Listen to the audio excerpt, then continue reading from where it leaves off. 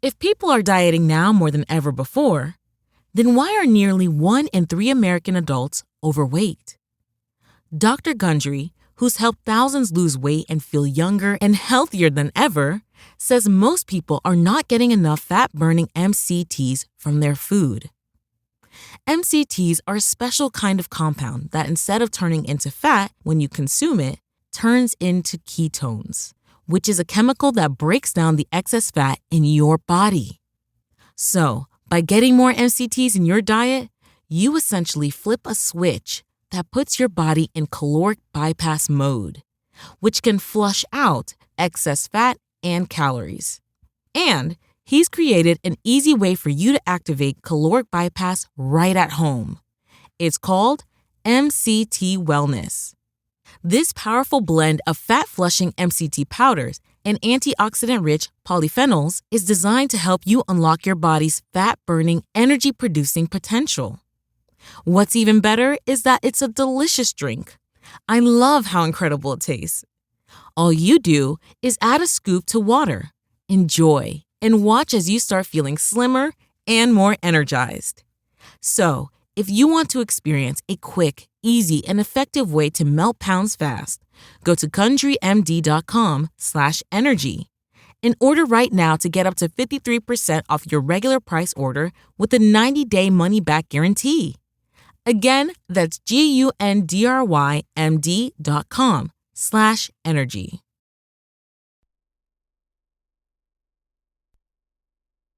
This episode is brought to you by Indie Insights, our bi-weekly newsletter and love note to independent film. Inside, you'll find tools, tips, and tricks vetted by industry professionals, independent films that will inspire your creativity, filmmaking events where you can rub elbows with filmmakers just like you, and so much more. The best part of it all, it's absolutely free.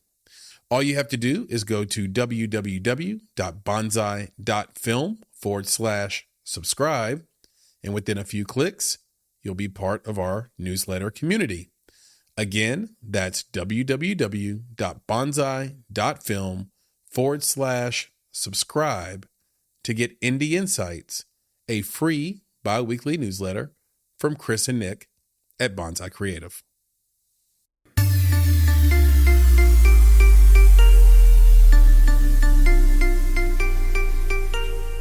You're listening to Make It, a podcast by Bonsai Creative that helps creatives in film get where they're going faster by sharing the advice, knowledge, and insights of professional creatives across the film industry. I'm your host, Chris Barkley, and with me today is my good friend and Make It podcast co-host, Nicholas Buggs.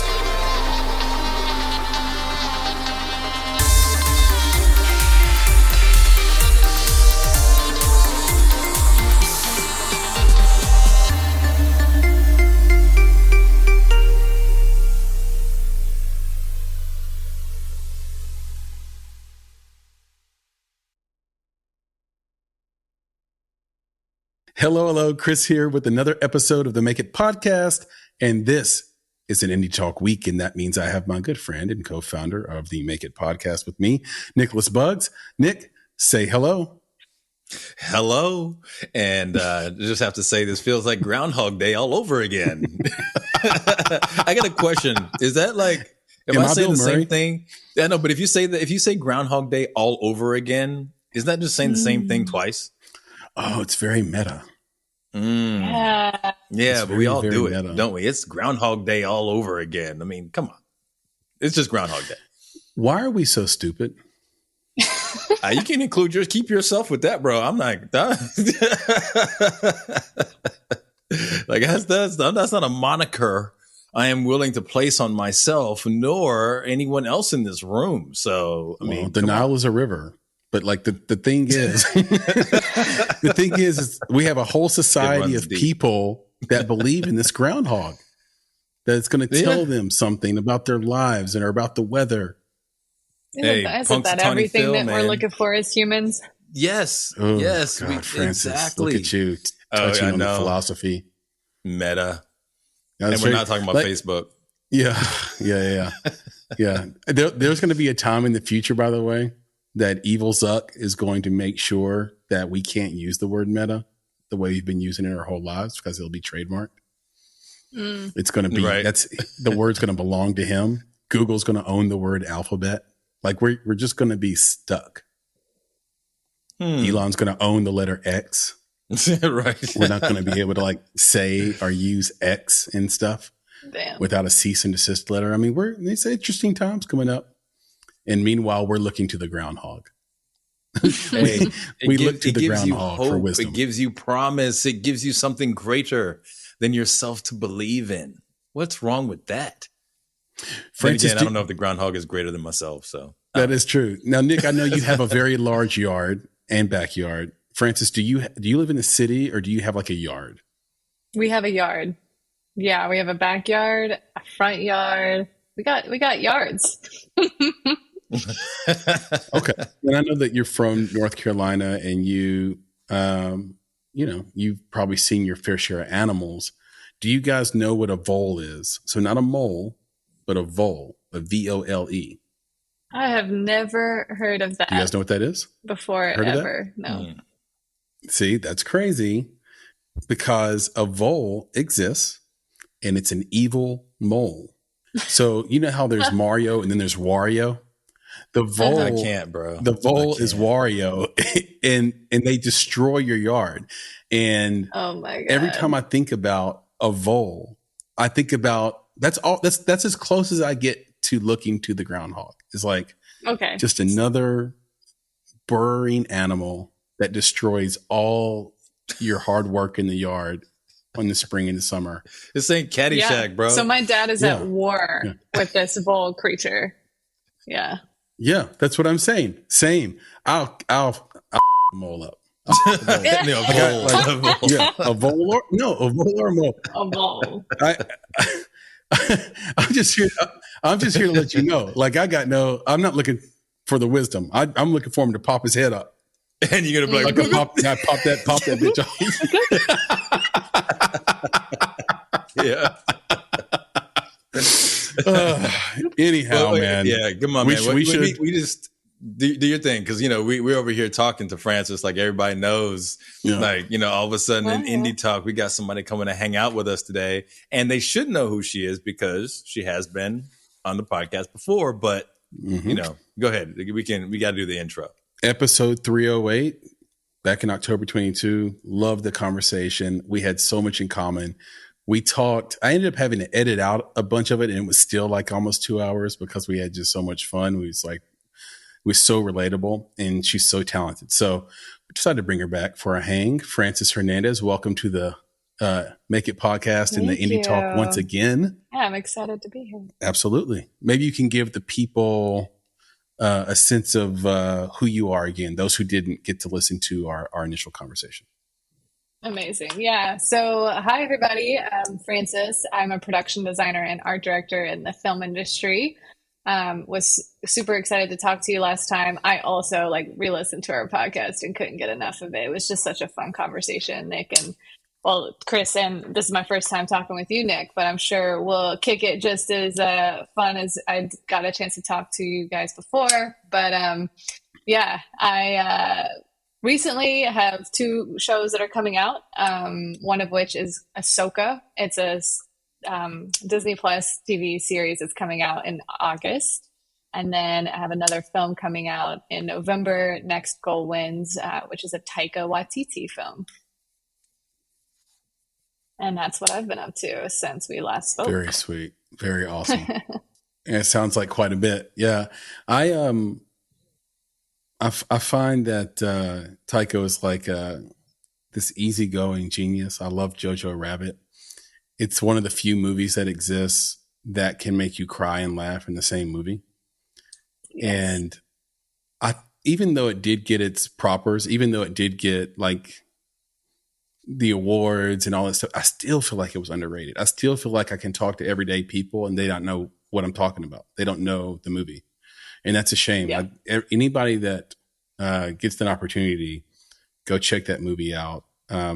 It's done in a different way. He has a different style. So I'm excited to see what you did with it from an art direction standpoint. And Nick, I know you're pumped about that Disney Plus series. Ashoka coming out, right? Like, that's man. right in your wheelhouse. Well, the Big thing Star is, Wars Francis guy? is downplaying the whole thing, and I love it, because you're very modest, it's a Disney Plus thing. There's some little thing I'm working on. I'm like, this is legit. This is not just Disney Plus. It's Star Wars. This is Ahsoka. This is a major character, in that universe, and it's pretty awesome that you get the opportunity to do this. It's no joke. Can I just hop in real quick and just ask you, Nick, because I just want to play the role of like the dumb. I don't have to play this role, but the dumb, uninformed Star Wars person, or just like the common person out there. Like, who is this character, and like, can you tell us a little bit about? Because I don't know anything about it. I'll be honest, I don't know anything about this character. I'm not a Star Wars guy at all. So hook me up and hook the audience up that isn't sure. That's for you, Nick, by the way, if you know it. No, I'm going to drop that to Francis. Oh, that's okay. the show she's working on. Let's so I want go. Francis to drop that on us. Okay. Oh, Nah. well, Yeah, I first. mean, I will say I am also a huge Star Wars fan. Like, when I got the call, this was a dream come true. Like, if there were two things I love fantasy and sci-fi. So Harry Potter, Star Wars, like, count me in. I will sweep the floor. Like, I just wanted to be in the same space and as to see these creatives put together something this special. So I not to downplay it, but I am a huge fan, and to work on it was absolutely a dream come true. But specifically this show, I actually am drawn to what this story is about. It's one of my favorite characters. Ahsoka is one of the few female Jedis that we saw in the original Star Wars times before these new shows and movies have came out. We didn't see that female empowerment lead as a Jedi, and Rosario Dawson just brought this character to life physically. And we've seen Ahsoka in Clone Wars. We've seen Ahsoka in Rebels.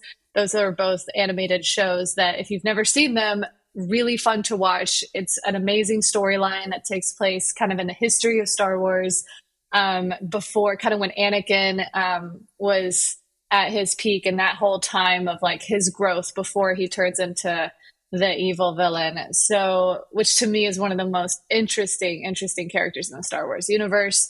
So to follow him, and then to watch his Padawan, who is Ahsoka.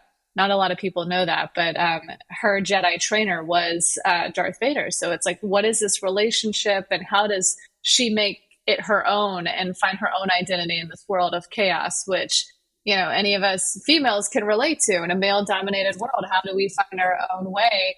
And that's what's so special about this show, is we have a lot of like female empowerment leads. So to be a part of it was something truly remarkable. Yeah, that's pretty awesome. That helps me out a lot. It gets me interested in it, because at least I know who Darth Vader is. I think one of the things that keeps me from getting into Star Wars as much as Nick does, and some of our other buddies do, and most people do, honestly, is just that I'm so far behind. There's so many details. I think it's the same thing that's happened with like the Marvel movies.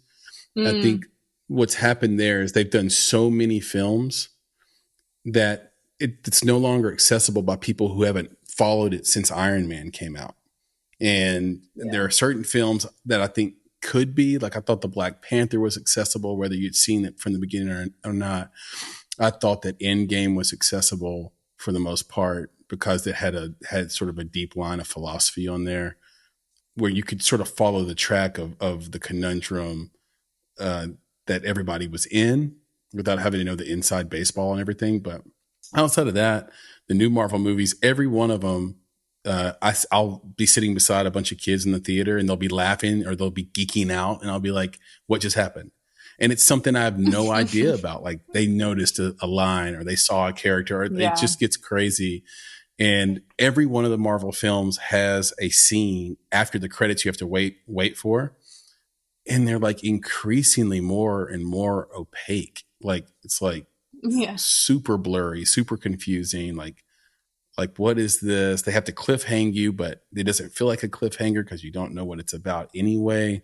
I thought Ant-Man was definitely guilty of that. The latest Ant-Man, it's like that bonus scene was straight pointless to me. I'm not going to call it garbage, but I'm going to say it was pointless for me. Like, it didn't do anything for me. It's not going to make me go watch the next thing whatsoever. Bro, so, let me look at me real quick, because I know the people can't see me, but they're going to know what I'm talking about. I'm this emoji at the end of Ant-Man.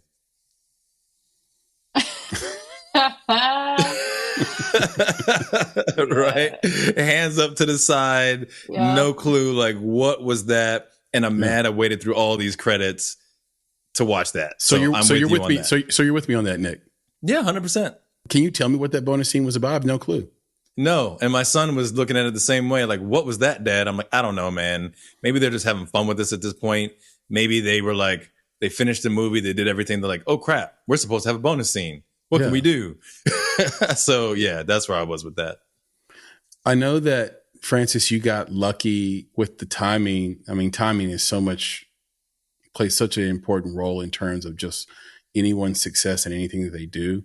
But you got these sort of really huge, awesome jobs, Spider-Man, No Way Home, that's particular one, sorry. Next Goal Wins, House Party, Ashoka. You got these right before this strike.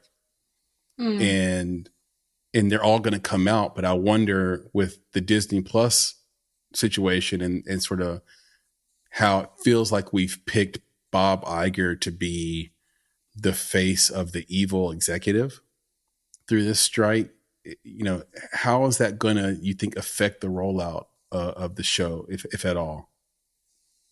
That's a really interesting question. Part of me is also super interested in the amount of not coverage it's getting, like, purposefully. Like, if you think about it, New York Times, like, there's not a lot of people talking about it. So in middle America, do they even know that we're on strike right now? I don't know. I haven't read anything on, like, if you're looking at podcasts or the Daily or any of these, like the New York Times, I just don't see any coverage of it. And I think that could be a political move on the studio's part and their relationship with the media. Like, all I see, even on Hollywood Reporter, they're talking about movies that are going to come out or movies that are going to start in production. And I'm like, but no one's talking about the actual strike. So part of me is like, it's kind of a cover up in the sense, but I'm like, I think that they're trying to not lose that momentum, or people who do watch, still are plugging into series and watching shows. It's like, they don't want to lose that momentum, even though we are currently not able to promote or to make anything right now. So I would hope that, for me, it's like, I want to keep making things for people to enjoy, whether or not, to me, it's never about the money. Obviously, we want to get paid. I do what I do for the love of it, and I just want people to enjoy it. So I just hope that we can all get to a place where we can do both. Yeah. Yeah. I've heard some of the talking points on both sides, and it feels like neither side is deeply and maybe intentionally not appreciating the value of the other. Yeah. I'm saying this from the perspective of someone who is a creative, but also an executive producer and has invested in films and has produced films. There seems to be, and this is backed up by some things I even heard John August say recently, who, wrote Big Fish and wrote the latest Aladdin, the one with Will Smith in it, and a bunch of other stuff. Where he seemed to just be sort of dismissive of the importance of money in filmmaking. And I did like his overall point. His overall point was, we all need to win in the process of filmmaking. So I was absolutely in love with that point. But to get there, he was a little fired up about just the fact that, money is fungible and there's actually less risk for these executives and studios providing funding than there is to be the creative. And I think that's the part that's up for debate, because it feels like what he's saying is, hey, the AMPTP and these executive studios networks, they don't have respect for what we do. And they don't think that we're taking any large risk by being a writer or by being an actor or even by being an art director. So I don't know, where do you stand on this sort of chasm? That's super interesting. I mean, we've been making movies for a while now, right? We've been and studios have done that. So it's hard to think that like Bob Iger, who has been working for Disney forever, has forgotten that. Netflix, on the other hand, that's a different story. You know, when tech comes into this space, they think they can do it differently. And that's where I think there's a bit of the lag is like, we have been doing this for years. We know how to make creative things from every department, from every facet of the industry. So it's interesting, this world where tech collides with these studios and how they're also buying up these studios and now running the studios. So even though it's Disney and Bob Iger, it's like, are they, you know, is it being ran more like a tech company now, more so than a Hollywood studio, which is what we've been doing for years. So I feel like this respect had used to been there, but now with streaming and everything, it's just become kind of a mix. I think the importance of quality work is important, like having AI get involved in these whole battles for that. If it continues down that path, sure, like you'll get more like, I like to think of AI as clip art is how it's going to become, especially for artists. Like the more people use it, the more it's just going to create generic work, and there won't be anything that's unique to it. And that's fine. That's going to be a product of its own, right? But I think to get quality work and unique work and to tell human stories, we need humans. So it's like, that's something that is just, what do people want to watch? And I like to think that people still want to, that's the most important thing with whether it's series TV and single camera, or we go to the movies and we get lost in another world. At the end of the day, people are drawn to human stories. And that's what, I mean, everyone's going to realize that at some point, whether they want to accept it now or later. You know, that's where I'm just like, let's accept it now so we can all move on. Versus like, let's try to put out some AI TV shows that nobody's going to watch. Yeah, because the AIs aren't the ones buying it and watching it.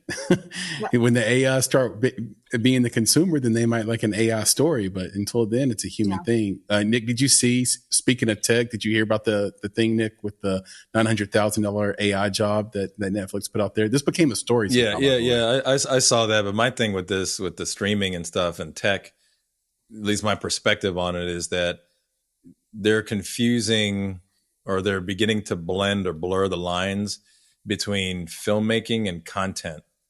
And the reason I say that is because speak on that.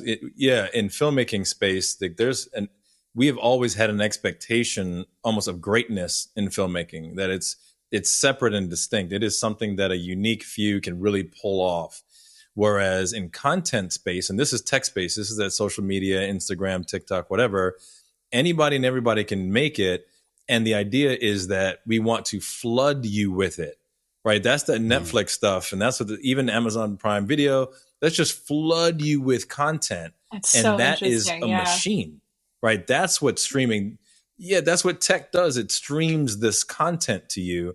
And I think to me, it's going to take, the industry, honestly, back to kind of what Francis was almost alluding to, or what I pull out of it is like, stop, let's divorce this. Let's divorce the tech from the filmmaking, and let's get the filmmaking back into the theater, or back into a DVD, or back into a Blu-ray, right? Where I experience it as a unique thing, right? That is separate from the constant stream of foolishness. Now, Chris, is it okay if I jump in? This is called the coup. You call this the coup. Is that right? I do call it the coup, but can I jump in right quick with a culture check? Is that okay? Because if I can, I'm going to drop it. I'm going to drop the words real quick. Oh my God. You ready? Here we go. An early culture check. I got to do it. Culture check. Okay. This is the culture check. All right. So this is why it came up. All right, Francis, check it. So we do this culture check thing, right? Where it's just like, there's some foolishness going on in the world of film, and we just got to call it out, right? And this is more about the world of content that dovetails itself into film. So here's the deal. I was on Instagram the other day, and what popped up, but on, I think it was Business Insider, it said breaking news. I was like, oh crap, breaking news, I must watch, right? So I look at this thing, and what does it say? It says a conservative watchdog group has revealed that Joe Biden's dog has bitten so many people that they've sent it away. Oh my God. You see this pause, right? I'm over here like, what are you what? This is breaking news on Business Insider. Like, this is so important. And they have a conservative watchdog group reporting on this.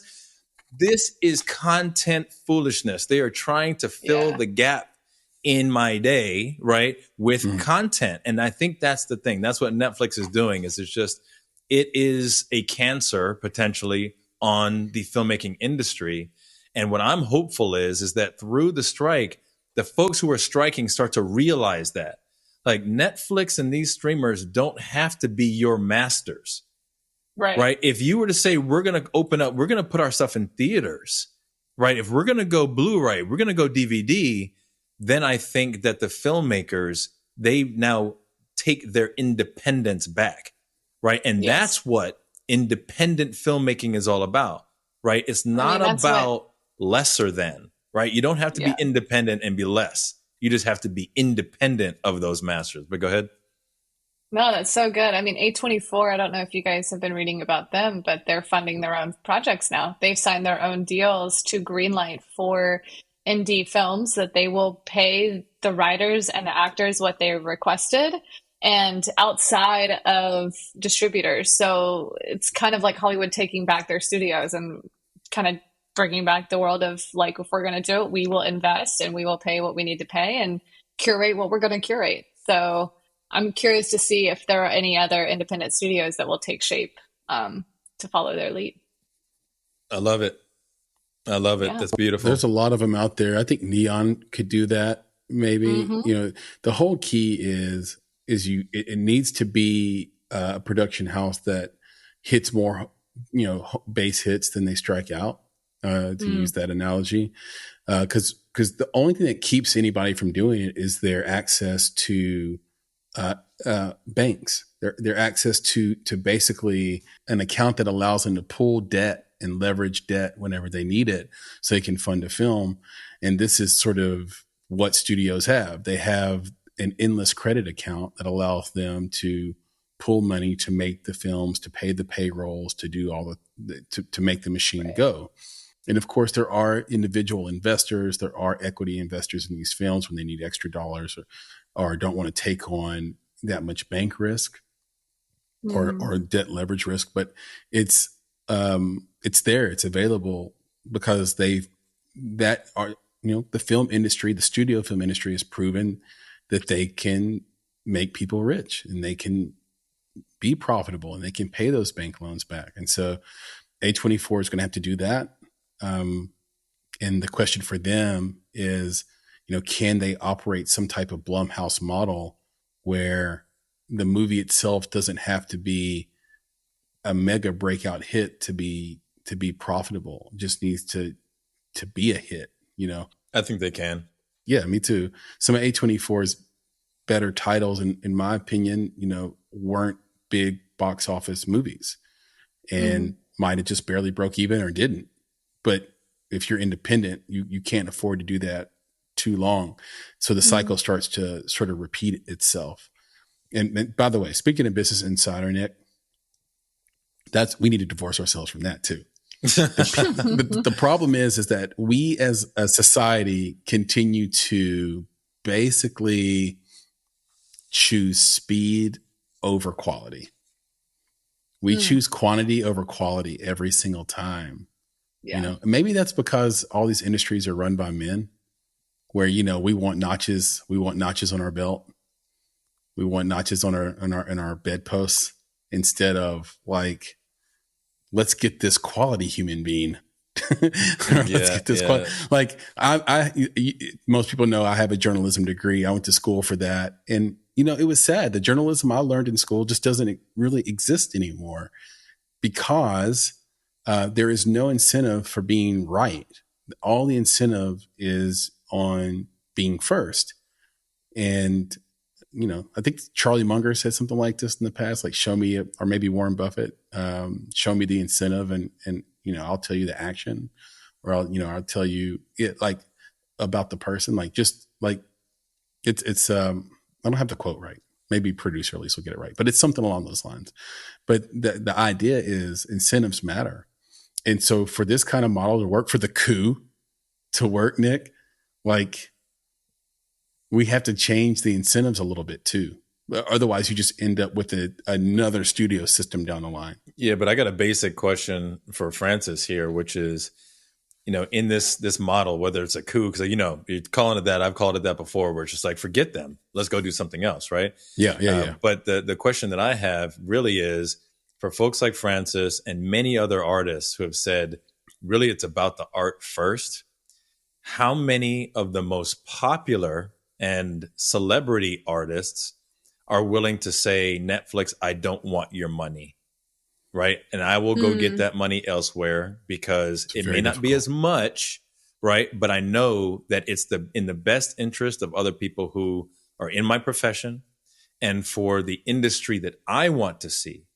So basically, that's the question. How many people you think are willing to turn down that Netflix money for a new model? I mean, that's a great conversation for everyone in this industry. The biggest dollar I've ever made was through either Netflix or Disney or Marvel. I mean, they pay the big bucks, all the way around. They can be cheap overall, right? They're cutting out deals all over the place in terms of other areas like residuals and streaming. But in terms of just our rates, like, let's be honest, they do have the most money and pay the best rates. It's interesting though, because I was thinking about the everyone getting paid what they're worth. And there's always been this structural hierarchy in Hollywood that has glamorized money and making money.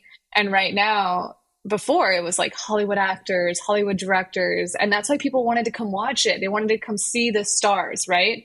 But I feel like what's being covered up by that are these CEOs. They have the money. They are the stars. They're making the headlines right now, not, the actors. And I think that's an interesting time to watch. Are we getting too distracted by, I think the power needs to come back to the creatives and the artists. Like, I know that people are thinking, oh, well, the actors make so much money, why are they complaining anyway? And it's like, well, they do work the hardest, but also like it's a system that has to be fulfilled this way.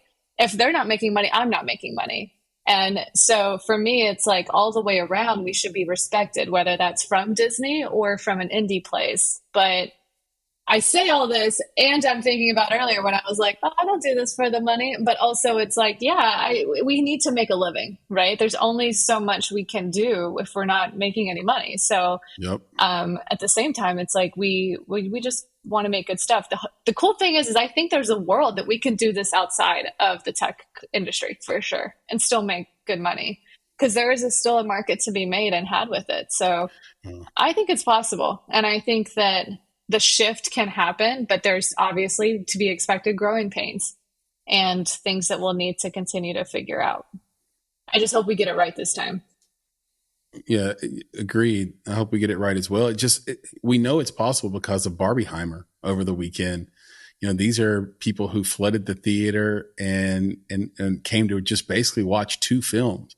And it's not like they're the only two films that are good in the theater. Like Mission Impossible is there. Indiana Jones is there. Talk to Me is there. There's a bunch of good movies to watch.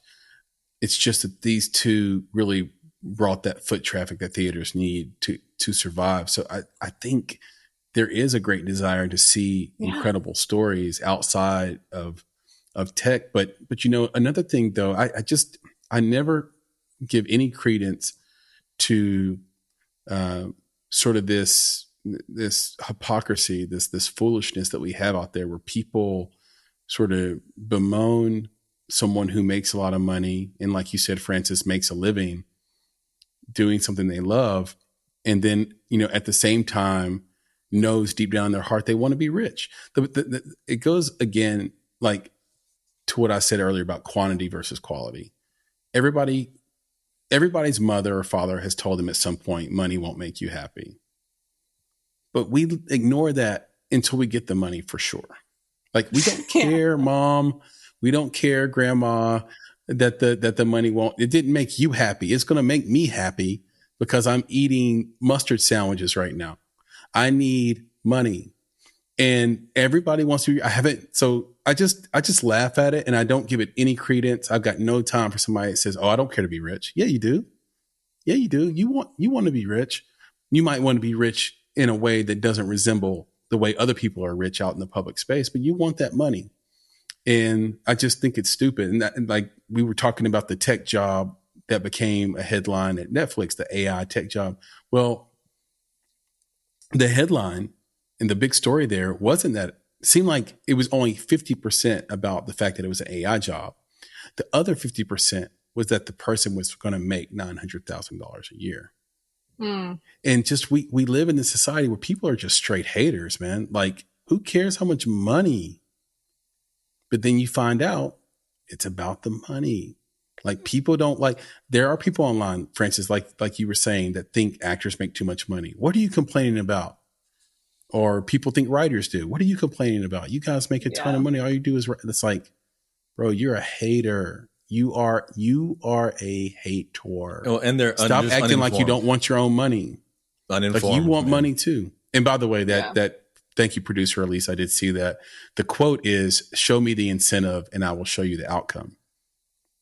And so I basically was saying that if the incentive is what it is now, then you'll just end up with the same outcome, just a different system. So we just have to, like you said, do it a different way, do it better this time, where the incentives might change so you don't end up with the same outcome. But I just find it funny, man. Like, it's there's a whole thing going on in culture now where we're mad at people that have money, man. We're just mad at people that have money, and we have to stop doing that. I think it goes both ways, though.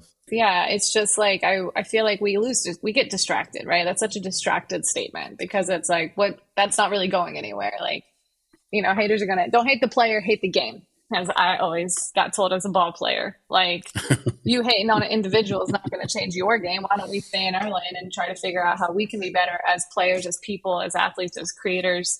And at the end of the day, that's what I'm just trying to stay focused on. And I hope that everyone else can do that as well. And the money will always come. Like, that's the thing. It's just, and that's what we're trying to do, right? Is get ahead of that and just be like, we need to make sure we're going to get taken care of. So I think it's an important conversation that's happening. But yeah.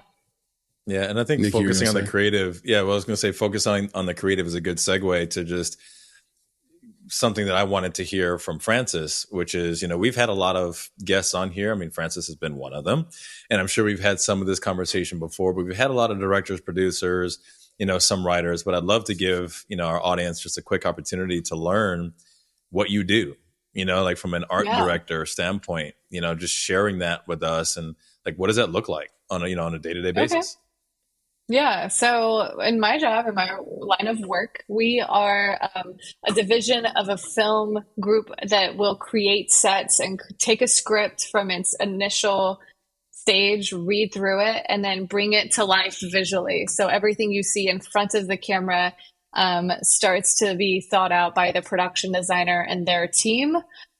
Specifically, the designer works directly with a director and writer to bring the script to life, whether that's through built sets and construction, or if that's locations, finding the right locations wherever you are in the world. And then from there, visualizing it and making it happen. Their team under the production designer includes an art director, which I've also done. They're the executioner. They kind of execute the idea through and manage the team that's going to make this happen. So construction department, you've got set deck and props that are kind of in this world as well. You've got painters and sculptors and concept illustrators and set designers and graphic designers. Like it really is a team that makes this happen from every little detail of a set. So it's really fun. I like to do both the art direction, which is kind of the execution. It's very detailed oriented. It's very specific to getting a job done. But I also love and want to move into production design, which is the allowing yourself to frees you up to be completely creative with the director and understanding like where the story is taking place in any given scene or set. What does that set need to do to provide the best case scenario for not just the actors, but the cinematographer, the director, kind of taking all the notes into play. And so, yeah, that's what I do. I kind of dip around in both and work everywhere from big features to commercials to television shows. It's all free game to me. I just love it.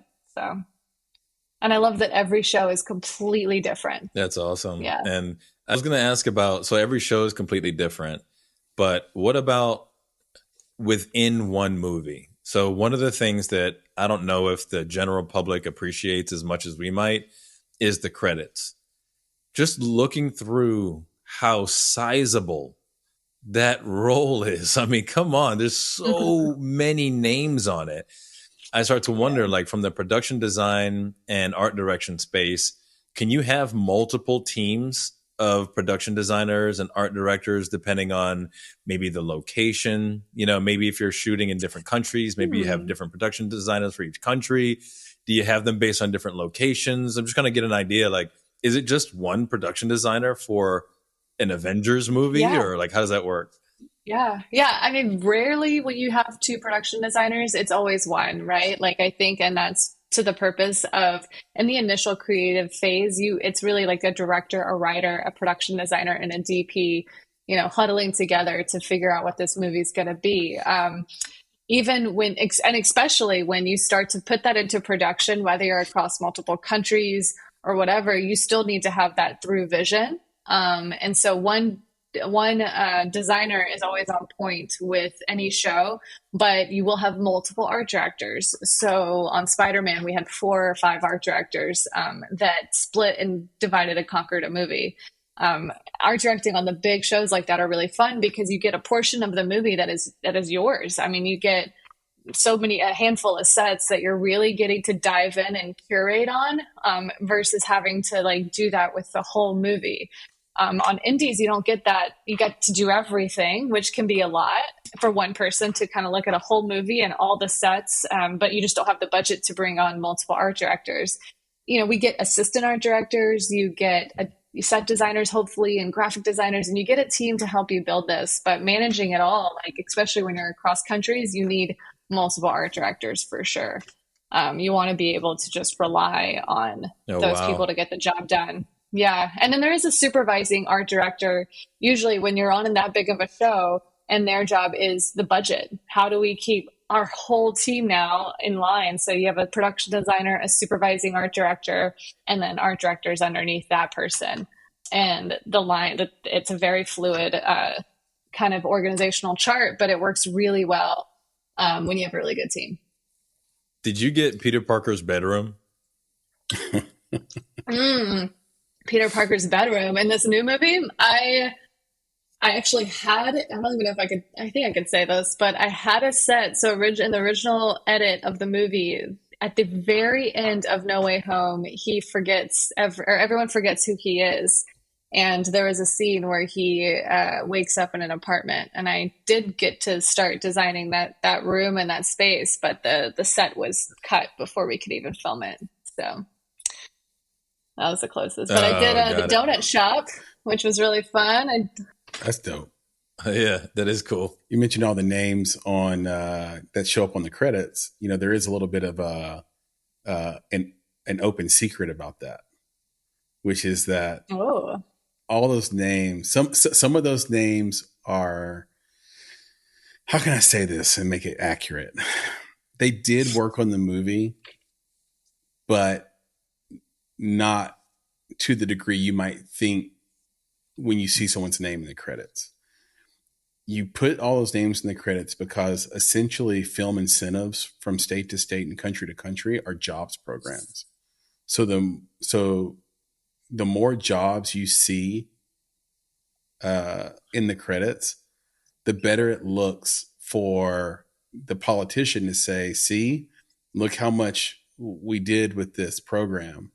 And they can point to it. It's like a nod to the politician. It's a nod a little bit to the taxpayer that helped fund it. Like if taxpayer dollars went away, films would like cease to exist in the way we know them today. Like I think the general public doesn't know that 33% of the funding of a film probably came from a state or a government or a country in their film incentive.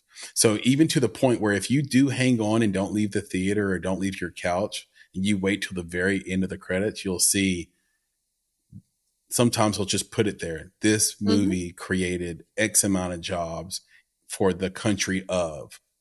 Yeah. And so you see all those names and you're like, wow, so many people worked on this. And it's like, no, they hired a freaking house and they put every employee they had in the credits. Yeah, it's something like that. Yeah, a little bit. I think it's like if you do touch the film in any way, you're in the credit. But so many of these vendors, I guess you could call it, wherever they are in the world, they hire out these jobs that then produce all this work. But a lot of them aren't local to the area. I mean, LA is one of the biggest areas that have their visual effects vendors that we use. And when you go to a location, though, it still does create a lot of jobs and incentives for places locally, which is a cool thing for a lot of different areas. We did No Way Home in Atlanta. And as we all know, there's a big film scene in Atlanta. But what's very interesting about this right now is a lot of shows are going to Europe. And I'm curious to see as to how, with everything that's going on right now in the industry, how that's going to affect Hollywood as just a location for filming, as well as Atlanta or New York, versus outsourcing to overseas because it's cheaper. So I heard that shows like the Witcher and like other shows that are filmed in England, they're filming over there because they can usurp union rules over here. Yeah. So they can hire. It's crazy. They don't have to so it's all about being able to just keep going. And this is just another one of those sort of Netflix driven things. I think Netflix is sort of the leader in this. I could be wrong. I probably have to research it and find out that probably everyone's doing it. Wes Anderson's new film, Asteroid City, was filmed in Spain. Yeah. It's filmed in Spain. I mean, that's where I think he lives, but with a small crew, indie style, probably avoided a lot of union situations. I don't want to speak on that. You could probably edit that out. But yeah, I mean, essentially they took things overseas, got their crew into like a hotel and made this film. But, and that's what's happening a lot is I feel like the most, like Barbie was filmed in not here and it's the most American film. So it's very interesting. Let's just say that. I'm curious to see. Yeah. You're going to get a tax incentive. You're going to get tax incentive. You're going to get tax loopholes. And you're going to be able to keep the train rolling regardless of what the unions are doing because they have separate contracts over there.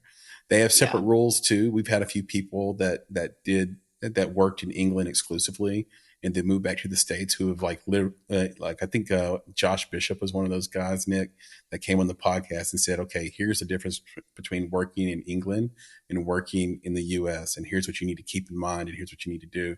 So he was saying, if I remember it right, because it was so long ago, that there are advantages to each. And one of the disadvantages to England is that, you lose a sense of control of your content and your financing if you're not a big studio. But if you are a big studio, I don't think you have to deal with the BBC and you have to deal with all that stuff. So I could be wrong about that. But I think it's just, there are obviously going to be advantages that have to do with financing and have to do with, keeping the show going. I mean, it just comes down to no one's going to stop anybody from doing what they want to do. Like, okay, you guys don't want to do it. Like, I think Jason Calacanis tweeted something the other day that was like, we have 20 times more VCs than we need. We have 10 times more writers than we need. We have 5 times more actors than we need. I might have those numbers wrong. I have to pull up that tweet, but it's kind of true. It's like his point he was making is that we need nurses. We need ditch diggers. We need people who do these basic jobs that keep society actually running, and they need to be paid more.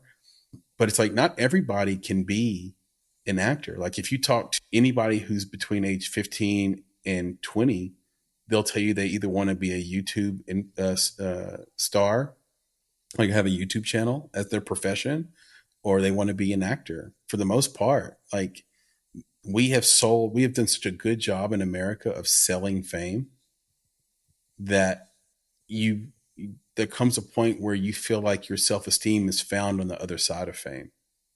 Mm. And I know that's a deep one right there. Yeah. But it feels true. It feels like there's this crisis of loneliness. And I was talking about that with the team today. Like there's a crisis of loneliness that turns into a crisis of self-esteem that then turns into a crisis of division.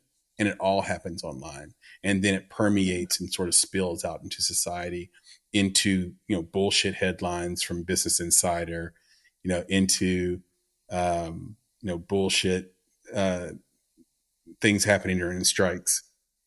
Yeah. I mean, with actors specifically, we are selling this idea that you should be an actor, but in this strike, something that I'm seeing that these platforms are pushing out are actually not, it's documentary based, sports documentaries.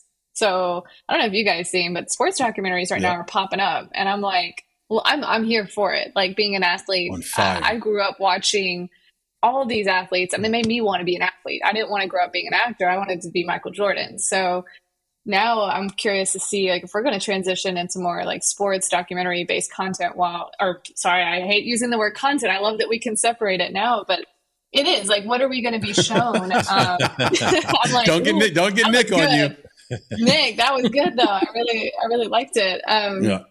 But essentially that's what it is. It's content to just fill our day until we can figure this out. But yeah, I hope that, whatever we put out, we continue to inspire people in any kind of way. I mean, at the end of the day, that's what I want. I want to make you feel something. I don't know if you guys have seen the new Barbie movie, but I had mixed reviews, like very mixed reviews. Have you seen it? Yes. Okay. I've seen it. Nick, have you seen it? I have not. My family's out watching it right now.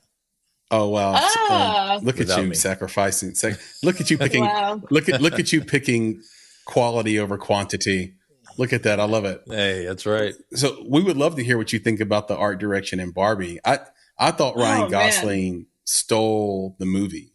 I thought he has scenes that will be remembered forever. I hope so. You know what was really fun? Yeah, all of the questions. Set design, impeccable. I've heard Greta Gerwig's vision on it from the get-go, which is the practicality of filming Barbie, but in human way. Like, we're just drinking a glass and nothing's coming out, and everything is, the pool is not actually a pool because it's just the ground. Like, we have to extend our imaginations when we play with things in general. And so to do that, but in real life, like as a set, was incredible. I mean, very tastefully done. I absolutely loved it.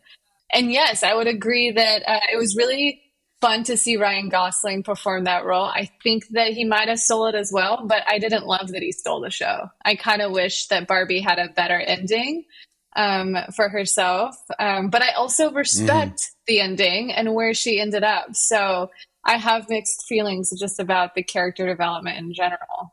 And it's really fun separately that we get to see a movie like Zoolander, right? Like, I realized I haven't seen many movies with a comedic lead. Like, Ben Stiller is incredible at this. He can take a character and you can laugh at him just for what he's doing. And you forget that he's Ben Stiller.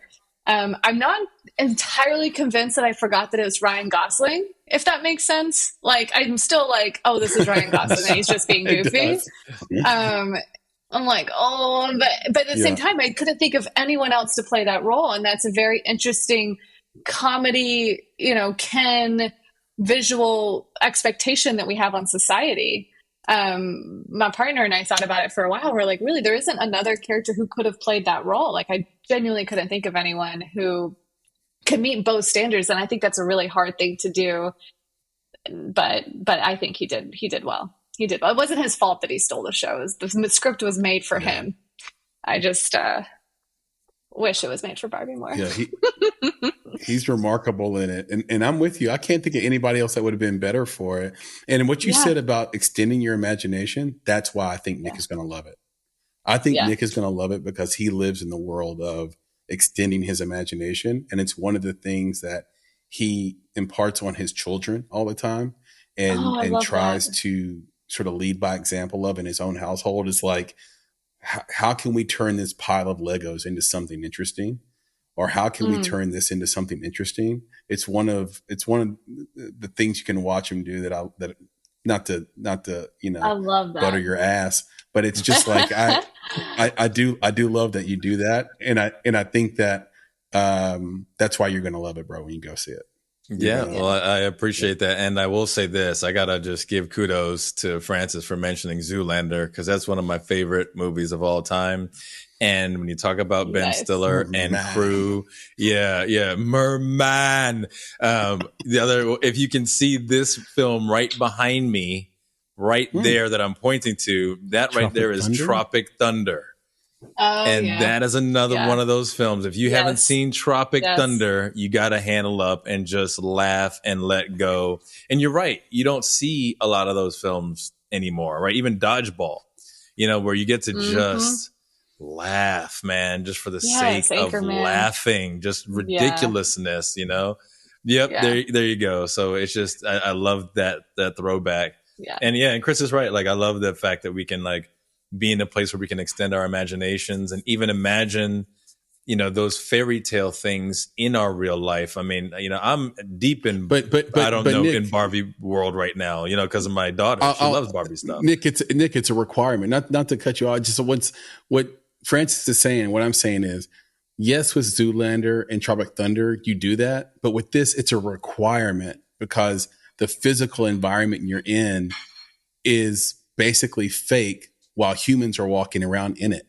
Yeah, well, trust me, dude. Listen. So it has to break down the rules of the world to you as you're watching it. Yeah, and that's awesome because it's a movie and it's real people. But I'm telling you, I live that. Exactly, I live that because my daughter has these Barbies, and it's like you got the pool that's got no water in it. My daughter doesn't play that. She's like, we got to put water in there. Yeah. Oh, really? I was going to say, there's water. There's water there, even though there's no water, right? That's what was really important about it, is that extending the imagination. But the other thing I love about these compared to Tropic Thunder or Anchorman is that it's culturally appropriate, right? Those movies have always been told by men. And this is finally a movie where we can laugh and it's told by a woman.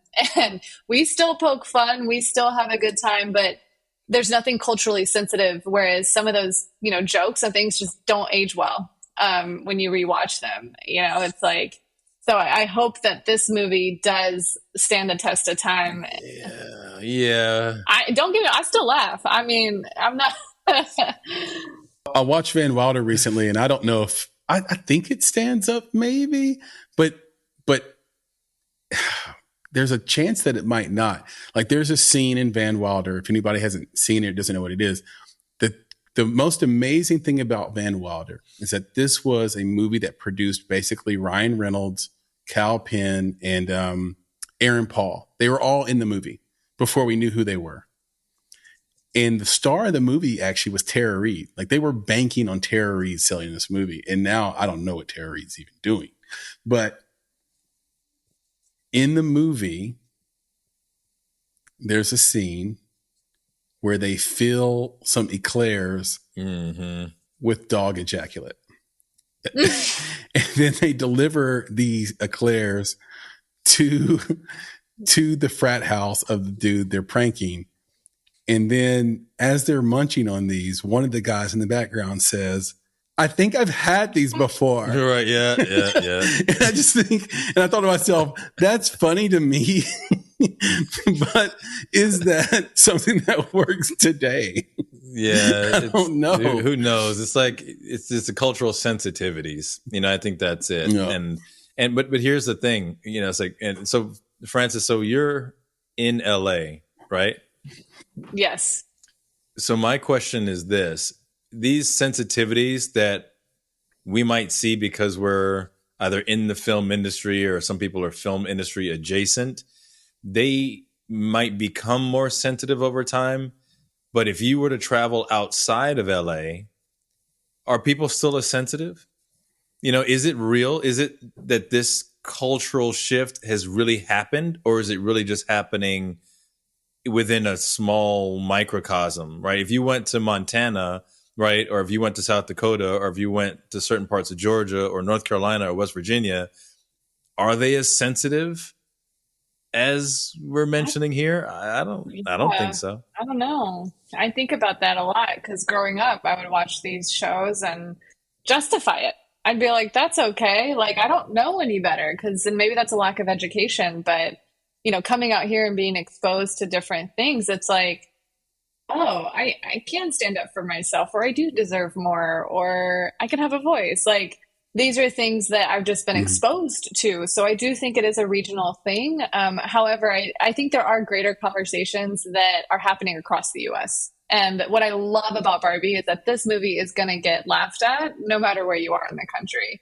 Whereas, like, so it's like, it's completely new. Yeah. Like, it's just good, honest comedy. Whereas there's some and I'm not trying to generalize some of these other films, but there are jokes that kind of are inappropriate. And so they are going to offend one person or the other. But Barbie, not to say that none of Barbie isn't offensive, but it's just to say that I think it's being told from just a different perspective that is unique to where we are in making films in this day and age. And I think it's a really cool thing that we can put out there.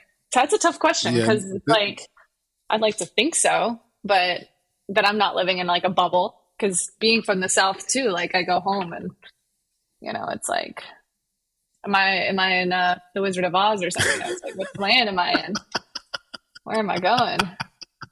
Yeah, I just want to still be able to. I just still want to be able to play the dozen sometimes, you know, and not have somebody, you know, call the culture police. You know, I want to be like, man, your mama's so short she can do backflips under the bed. You know what I'm saying? Like, your mama's so like small she can do push-ups under the door. You know what I'm saying? Yeah. Like, there you go. Like, I want to be able to have that fun. But, you know, not have somebody be like, well, now you're dogging on, you know, little people. Like, that wasn't Absolutely. The nature of it, right? That's not what I'm talking about. Like, yeah. So that's where this balance, I feel like, is starting not to exist in some places where it's like, you can't even do it. Yeah. House Party is like that. I think House Party did a good job of being, you know, when you watch any Black comedy from the 80s, you're getting your mama jokes. You're getting like in there in the nitty gritty, because that's what's really funny. Those are the crimes that hit. And when I read the new script for House Party, you know, some of it just didn't hit as hard. It was funny, but it just doesn't hit as hard. And I think that is a reflection of where we are, like, as a studio. Like, we can't make those same jokes in the same way, you know. And I think that it's not to say that any joke is funnier than the other. It's just being more aware. And I don't think I think that's a good thing. And I think that there is room for that change, for sure. That shift, mind you. Yeah. It always feels like it's more about the nature of, is the joke designed to put someone down or put some group down, right, or is it designed to make someone aware of something funny that a group does?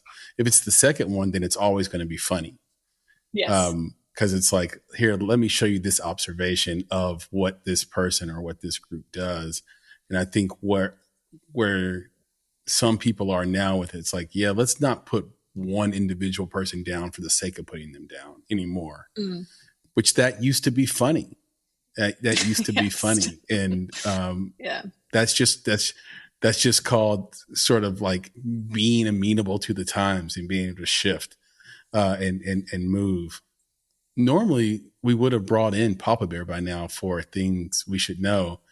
I want to call an audible, bring him in for things we should know, but I think we should just answer it right here on the spot. Yep, I agree. So, Papa Bear, welcome to the podcast.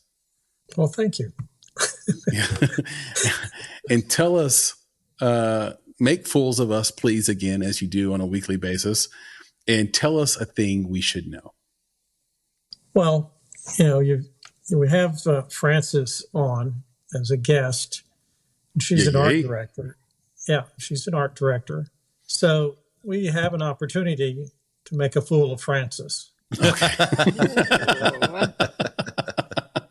Good luck, boys. I'm fighting words. Let's go. Here you go. The Art Directors Guild was originally named the Society of Motion Picture Art Directors. It was founded in 1937. It included only men until what year? And part two of that is, who was the first woman inducted into the Art Directors Guild? Oh. I did not know. Mama Cass. Yeah, come on. So wait. So when was it established again? Tell us when it was established again. 1937. And there were only men until what year? The problem with that is Okay, women got the right to so- vote in 1920, Yeah. I think.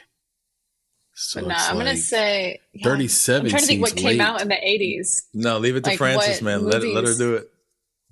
Oh God, y'all, I don't know. I should know this. I'm gonna say I don't know Are the you name. are you I'll tell Googling, you that. Francis? My hands are up. Just No. put the hands up.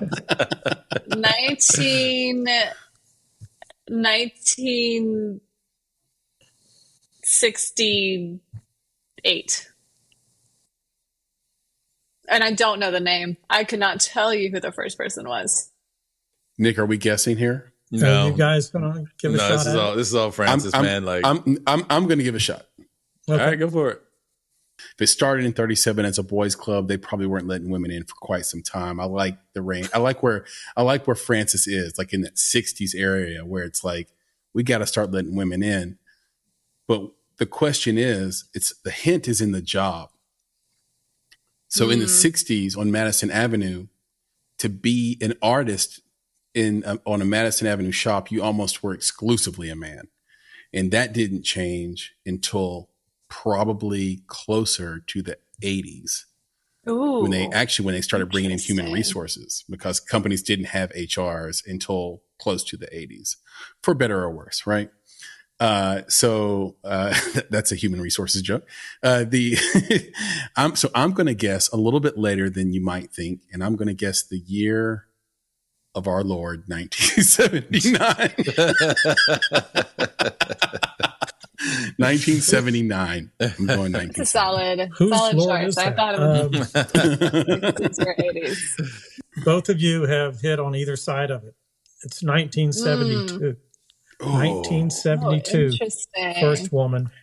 I think I made you nervous, Papa Bear, when I started rationalizing. I was like Vincini with the wine with Wesley in The Princess Bride, where I was rationalizing why I was going to pick the glass in front of you. Yeah, but Papa Bear was like, he's the one who has been dealing with the iocane powder, and he knew that you were going to get the answer. Yes, he did. He knew. He's just toying with he's feathering my butt. All right. Okay. Tell me, Francis, have you ever heard of Polly Platt? Platt? No. She was the first woman art director inducted into the Guild in 1972. I won't forget that. That's beautiful. Yeah. I love that. Polly Plackett. And that's Plackett? a thing you Plackett? should know. Yeah. Platt. I knew it. See, when he said Polly Platt, the first thing that came to my head was Polly Pocket. And Francis said Polly Plackett. Plackett. Yeah. Polly wants a cracker. So, Polly. so is this person still alive, Papa Bear? Is Polly Platt still alive? Polly Is she Platt, still with us? I don't know. I'd have to look that up. Let's find out, producer Elise. Let's find out if Polly Platt's still alive, because we owe her a great debt of gratitude for being the first and paving the way for us to even have this conversation, paving the way for the wonderful Francis Hernandez right here. Like, this is huge, hugely important. This is actually something we should know. That's right. That's right. I like it. Bear, We won't thank forget. Oh, she passed in 2011, according to producer Elise. Okay. Dang. The Pour a Guild, little liquor for Polly. from a union standpoint, that the Guild is represented by IATSE. Yep. Just for your overall union For representation our goes through edification. IATSE. That makes sense. That makes sense. And thank you, Polly. If you're hearing this somewhere in some other alternate universe where you're hanging out with Maki Dap and some version of him, and you're listening to this podcast, thank you. We appreciate you for being the first. And thank you, Papa Bear, for telling us something we should know. Something we should know. All right. You're welcome. Yeah, things we should know. Here's the thing. We really do need to know this stuff, Nick, because we don't know anything. Well, that's the great part about it. You know, it's like we always get an education in something with these, right? So it's like, was it ABC back in the day? I think it was ABC. I'm not sure, but remember that like it wasn't things. Oh, The More You Know, and it had a little rainbow. The More You Know, that's NBC. NBC. There you go. The little rainbow with the star. Yeah. The More You Know. Mm-hmm. Yep. After schools, we're trying to keep kids off of drugs and, keep them from getting pregnant and all the things. They had all the lessons for you. This is your brain on this is your brain on drugs, and it's like a fried egg in a skillet. Yep, which isn't really true, by the way. Your brain isn't really frying when you take drugs. I don't think that was accurate. But it was very scary. All the same. Scared enough people, just like Dare, So I think they did a great job with that. We need to bring those back. That's what we need to see on social. Maybe we need to start a campaign of ads that tell you how bad social is for you. Yeah, if you're reading this, Tristan Harris is trying it. Like, he's trying to like tell you guys, listen, there are people like behind the curtain tweaking and turning and gearing the site to make it feel like gambling to you, but it's gambling with your self-esteem. So I don't know. I just don't think we care, man. Like, we don't care enough. Like the dopamine shot we get by using social is greater than the feeling of maybe loss and loneliness and depression that we feel by using it. You just can't make maybe not cumulatively, but no, people just can't make the link between the two. That's all. It's easier. Like, I always when I talk to my kids about social and stuff, it's like sugar. It's like you want a little bit of sugar and it's great, but you get too much and make you sick. But that's easier to make the correlation between the sugar and getting sick. It's much more difficult to do that with social. You're getting all the sugar, but later when you're depressed, you can't associate it with that because it was so much fun and it was so great to be on social. I saw so many cool things. They don't make the correlation. So yeah, it's too much sugar, man. Way too much sugar. You got to turn it off. Yeah, I think so. And there is a saying that boring people are bored, or bored people are boring. And I think that there's also a crisis of boredom. Like, people just don't have, a lot of people just aren't interested in or doing enough stuff that they're, that drives and consumes their time during each day. And so I know people look forward to opening social to go to their favorite comedy sites. And it's hard to say anything's wrong with it. It's just, all things, in moderation. And where your focus is too. When my children say to me, Dad, I'm bored, I tell my kids, I was like, it's basically if you say that, basically that's saying that you have no imagination. And I know for a fact that that's a lie. So basically it's like, we've already talked about lying. We don't do that. Don't lie to me. Okay. So when you come to me and you say you're bored, that means, again, if you're bored, that means you lack imagination. And I know for a fact you don't lack imagination, which therefore means you're lying. Anytime you say you're bored means you're lying to me, and don't lie to me. So go use your imagination, go have some fun. And they hate it. They're like, because like when they go play, they'll figure it out. You can't be bored. Come on, there's too much to do. Your brain is working in way too many ways to be bored ever. I couldn't agree more. That's spot on. So in 1 week from now, Francis, you get married. So what has it been like planning this thing? Is this like, are you pulling your hair out? Has it been pure joy? Have you picked your cake flavors? Like, what is like, bring us home with the situation. It has been wild. Yeah. It's essentially like I'm do art direction. My partner is like a producer, and this is our show. This is our film. This is the biggest movie we'll ever produce. Like, it's super fun. Personally, we had to talk about, what is a marriage to us? And I think it's very personal. It's very private. To me, a wedding is a fun time. Like, I am throwing the biggest wedding for all of our family, for all of our friends. Not for us, right? Like, to me, the wedding, this big bash that we're doing next week, is for everybody else. It's like, to me, I've won the game. But cool. We are doing it all, like, I am doing the decorations, the flowers. I did all the signage. He's produced the budget and helping me coordinate. He also directed in school. So he has all these ideas about the show of it all and the timing. And so it's just going to be a normal wedding, but we are at a winery. Our whole theme is the dream team. So that's the theme of our wedding. It's about finding your dream team. I love it. And each table is features of one of the greatest sports teams of all time.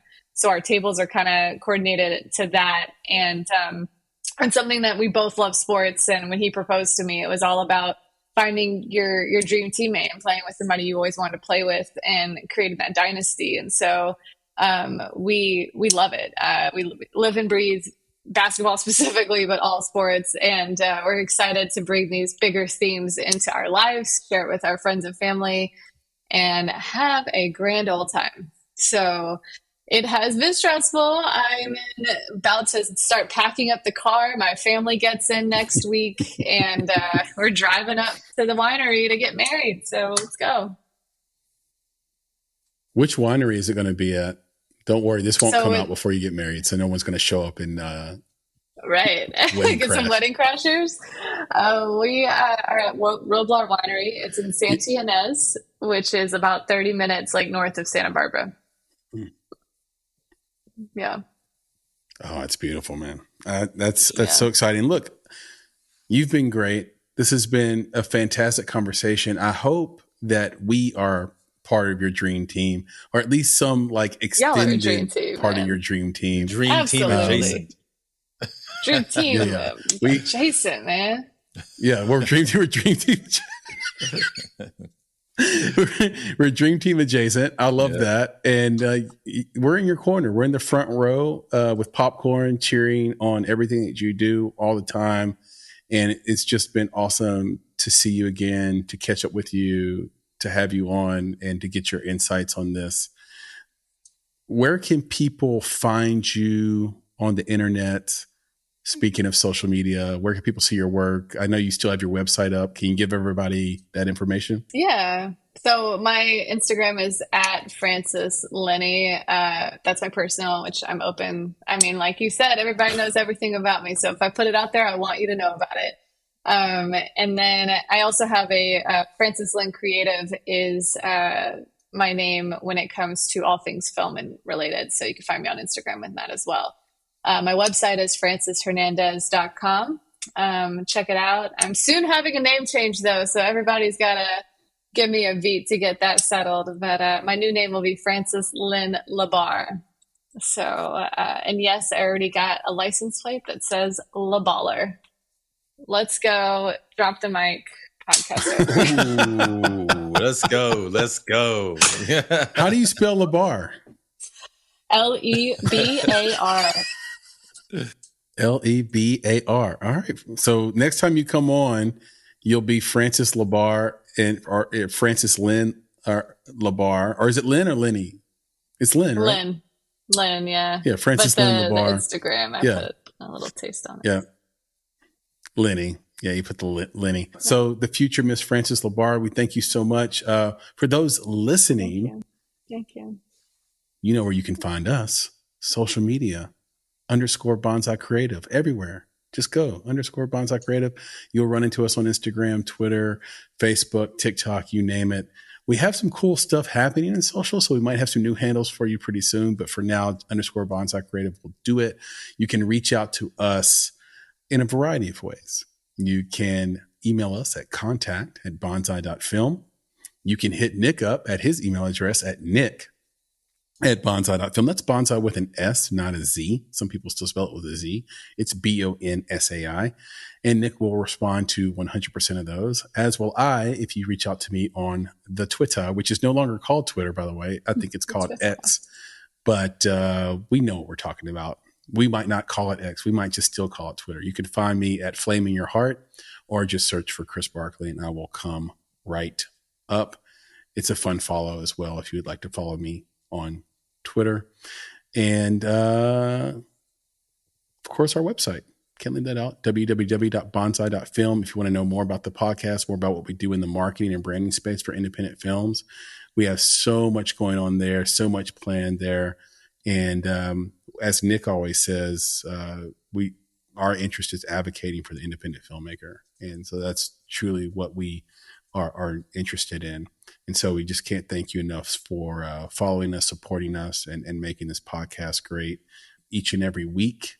So thank you to all the people who follow and listen and watch this podcast. And so with that, Nick, can you please leave us with the credo? Of course. And I want to say again, big thanks to Francis for joining us for today. It was awesome. The Indie Talk is spiced up that much more because, you've been a part of this with us. It is great talking to you. I didn't miss the first conversation because I listened to it and I was deep into it. And I was so excited to have you on again. So again, much appreciation to you for joining us. And yeah, my pleasure. And I want to also say for folks out there, we also do a newsletter bi-weekly. So get on that newsletter. Oh yeah. Yeah, Chris. And what's the link to that? That's www.bonsai.film/subscribe. So you can make that happen. And once you get that, go ahead and share it with your friends as well. Because like Chris said, we're always advocating for the independent film community. So we try to put as much goodness into that newsletter as possible. So with that, I'll say to our friends, our family, our followers in the filmmaking world out there, be better, be creative, be engaged. And thank you for listening. Talk to you soon, Nick. Yes, sir. We'll do it again, man. All right. Thank you, Francis. Love you. Appreciate you. Thank you, guys. You've been listening to the Make It podcast. For more information about this episode, please visit our website at www.bonsai.film. If you haven't already, you can subscribe to our podcast on YouTube, Spotify, or Apple Podcasts by searching for Make It Bonsai Creative, and the show will pop right up. You can also follow us on Instagram, Twitter, and TikTok at _Bonsai Creative, and on Facebook and LinkedIn by searching for Make It Bonsai Creative. In addition, you can provide feedback to us via email at contact@bonsai.film. You now have the opportunity to support the production of this podcast. If you love Make It and are a true fan of what we are trying to accomplish in the indie film community, please consider supporting our Patreon page. We spend a combined 35 hours a week producing each episode. We do this with a small team of go-getters that are passionate about film and connecting people with similar interests across the globe. And we have lots of goodies in store for our supporters, including bonus content, exclusive swag, and discounts and freebies to private film events. If that sounds like something you can get behind, donations start at only $5 monthly. And of course, if you're looking to take a big step toward your film's financial success, go to www.bonsai.film and click on Services to explore our unrivaled approach to film marketing. You have everything to gain.